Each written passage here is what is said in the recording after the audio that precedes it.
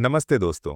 आज हम एक ऐसे स्टॉक के बारे में बात करने वाले हैं जिसने आज मार्केट में काफी लोगों का ध्यान अपनी तरफ खींच लिया है। ये स्टॉक है हैप्पीएस्ट माइंड्स टेक्नोलॉजीज। दिलचस्प बात यह है कि आज जब पूरे आईटी सेक्टर में खास मजबूती नहीं दिखाई दे रही थी, तब भी इस स्टॉक में काफी अलग तरह की मूवमेंट देखने को मिली।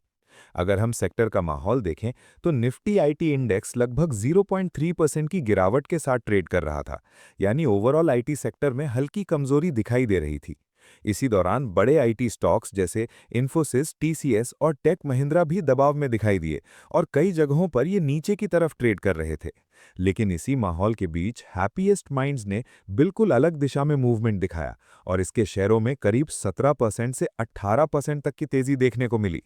अगर आपने आज मार्केट के प्राइस मूवमेंट्स देखे होंगे तो आपने नोटिस किया होगा कि नेशनल स्टॉक एक्सचेंज यानी एनएसई पर यह शेयर लगभग 405 रुपए तक पहुंच गया था।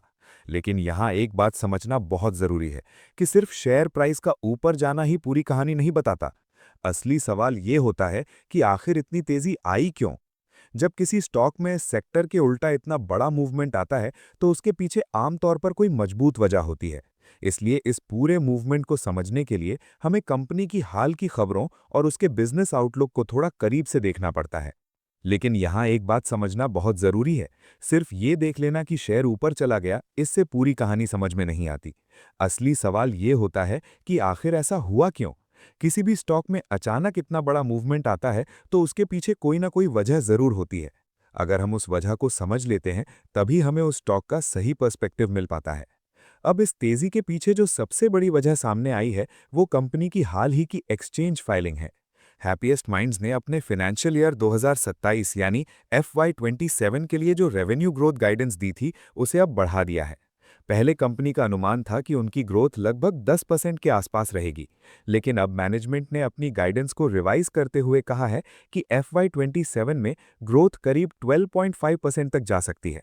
अब ये बात सुनने में शायद बहुत छोटी लगे, लेकिन स्टॉक मार्केट की दुनिया में इसका काफी बड़ा इम्पैक्ट होता है। जब कोई कंपनी अपने फ्यूचर टारगेट्स को अपग्रेड करती है तो इन्वेस्टर्स के लिए ये एक पॉजिटिव सिग्नल माना जाता है। इससे ये मैसेज जाता है कि मैनेजमेंट को अपने बिजनेस के फ्यूचर पर पहले से ज्यादा कॉन्फिडेंस है। और जब मार्केट को ऐसा कॉन्फिडेंस दिखाई देता है तो शॉर्ट टर्म में प्राइस रिएक्शन देखना काफी कॉमन होता है। अब यहाँ एक और इंटरेस्टिंग सवाल आता है, कंपनी को अचानक इतना कॉन्फिडेंस आया कैसे। आखिर ऐसा क्या बदल गया कि उन्हें लगा कि ग्रोथ पहले के अनुमान से ज्यादा हो सकती है। इसका जवाब समझने के लिए हमें कंपनी की स्ट्रैटेजी को थोड़ा पीछे जाकर देखना होगा। मार्च 2025 में हैप्पीएस्ट माइंड्स ने अपनी ग्रोथ को एक्सेलरेट करने के लिए 10 स्ट्रेटेजिक इनिशिएटिव्स शुरू किए थे। इन इनिशिएटिव्स का मेन ऑब्जेक्टिव यही था कि आने वाले 4 सालों में कंपनी लगातार ग्रोथ बनाए रख सके और अपने बिजनेस को मजबूत कर सके। उस समय मैनेजमेंट का फोकस मेनली इसी पर था कि इन स्ट्रैटेजीज की मदद से करीब 10% की ग्रोथ अचीव की जा सके। लेकिन फरवरी 2026 में कंपनी ने एक और नया इनिशिएटिव ऐड किया, जो शायद इन सब में सबसे ज्यादा इंपॉर्टेंट माना जा रहा है। इस इनिशिएटिव का नाम है AI फर्स्ट। अब AI फर्स्ट सिर्फ एक नया बज़वर्ड नहीं है। इसका मतलब यह है कि कंपनी अपने पूरे ऑपरेटिंग मॉडल और सर्विस डिलीवरी को आर्टिफिशियल इंटेलिजेंस के आसपास रीडिजाइन करने की कोशिश कर रही है। यानी AI को सिर्फ एक टूल की तरह इस्तेमाल करने के बजाय उसे बिजनेस स्ट्रैटेजी के सेंटर में रखा जा रहा है।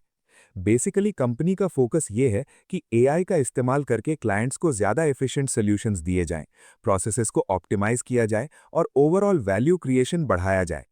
आज के समय में AI जिस तेजी से बिजनेस लैंडस्केप को बदल रहा है, उसे देखते हुए कई टेक्नोलॉजी कंपनीज इसी डायरेक्शन में काम कर रही हैं। हैप्पीएस्ट माइंड्स भी उसी ट्रेंड का हिस्सा बनना चाहती है। अगर मैनेजमेंट के स्टेटमेंट्स को देखें तो उनका ओवरऑल आउटलुक काफ़ी पॉजिटिव दिखाई देता है। कंपनी के चेयरमैन अशोक सूता का कहना है कि AI और बाकी स्ट्रेटेजिक इनिशिएटिव्स की वजह से कंपनी की ग्रोथ मोमेंटम काफ़ी मजबूत हुई है। उनके मुताबिक AI फर्स्ट अप्रोच पहले से ही अच्छे रिजल्ट्स दिखाने लगी है और कई क्लाइंट्स के बिजनेस ट्रांसफॉर्मेशन में इसका रियल इम्पैक्ट देखने को मिल रहा है। इसी तरह कंपनी के CEO जोसेफ अनांथराजू ने भी ये बताया है कि कई सेक्टर्स में AI अडॉप्शन की डिमांड तेजी से बढ़ रही है। खासकर financial services, health care, hi tech और मैन्युफैक्चरिंग जैसे सेक्टर्स में क्लाइंट्स AI बेस्ड सॉल्यूशंस के लिए काफ़ी इंटरेस्टेड हैं। जब किसी कंपनी के पास अलग-अलग सेक्टर्स से स्ट्रॉन्ग डिमांड आती है और पाइपलाइन हेल्दी दिखाई देती है, तो नेचुरली मैनेजमेंट को फ्यूचर ग्रोथ को लेकर ज़्यादा कॉन्फिडेंस मिलता है। और शायद यही वजह है कि कंपनी ने अपनी रेवेन्यू ग्रोथ गाइडेंस को रिवाइज करने का फैसला लिया है।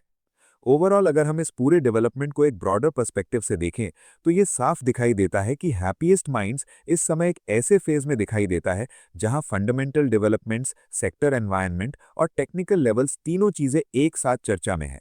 एक इन्वेस्टर के तौर पर सबसे जरूरी बात यही होती है कि हम किसी भी स्टॉक को सिर्फ प्राइस मूवमेंट देखकर इवैल्यूएट ना करें, बल्कि उसके बिजनेस मॉडल, फ्यूचर स्ट्रैटेजी और ओवरऑल रिस्क को समझने की कोशिश करें। मार्केट में अपॉर्चुनिटी जरूर होती है, लेकिन हर अपॉर्चुनिटी के साथ अनसर्टेनिटी भी रहती है। इसलिए लॉन्ग टर्म में समझदारी इसी में है कि हम हर डिसीजन से पहले चीजों को कामली ऑब्जर्व करें, अपनी रिसर्च करें और फिर बैलेंस्ड पर्सपेक्टिव के साथ आगे बढ़ें। अब यहाँ एक इंटरेस्टिंग एंगल भी सामने आता है जो इन्वेस्टर्स अक्सर देखना पसंद करते हैं, और वो है ब्रोकरेज एनालिस्ट्स का व्यू। अगर मार्च 2026 के आसपास के ब्रोकरेज एस्टिमेट्स को देखें, तो हैप्पीएस्ट माइंड्स टेक्नोलॉजीज पर अभी भी कई एनालिस्ट्स का ओवरऑल स्टैंड पॉजिटिव दिखाई देता है। अलग अलग ब्रोकरेज रिपोर्ट्स को मिलाकर देखें तो इस स्टॉक पर अभी भी एक तरह का बाय कंसेंसस बना हुआ है। इन एनालिस्ट्स के हिसाब से अगर आने वाले लगभग 12 महीनों का आउटलुक देखा जाए, तो इस स्टॉक का एवरेज टारगेट प्राइस लगभग 580 रुपए से 606 रुपए के बीच माना जा रहा है।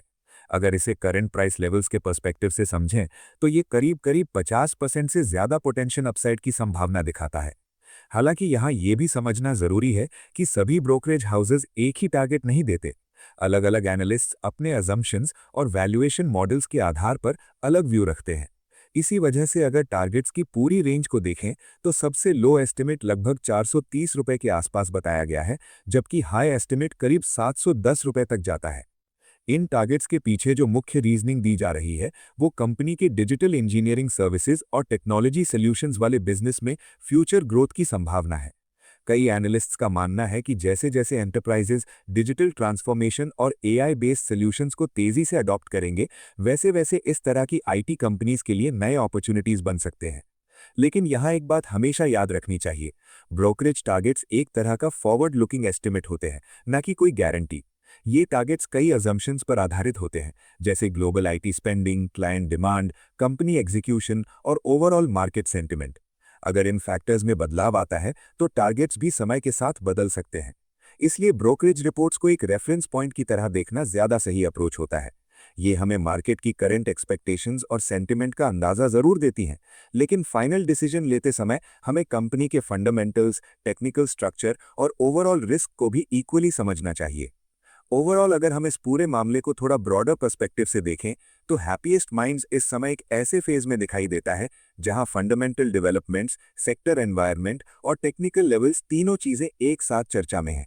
एक इन्वेस्टर के तौर पर सबसे जरूरी बात यही होती है कि हम किसी भी स्टॉक को सिर्फ प्राइस मूवमेंट देखकर इवैल्यूएट ना करें, बल्कि उसके बिजनेस मॉडल, फ्यूचर स्ट्रैटेजी और ओवरऑल रिस्क को समझने की कोशिश करें। मार्केट में अपॉर्चुनिटी जरूर होती हैं, लेकिन हर अपॉर्चुनिटी के साथ अनसर्टेनिटी भी रहती है। इसलिए लॉन्ग टर्म में समझदारी इसी में है कि हम हर डिसीजन से पहले चीजों को कामली ऑब्जर्व करें, अपनी रिसर्च करें और फिर बैलेंस्ड पर्सपेक्टिव के साथ आगे बढ़ें।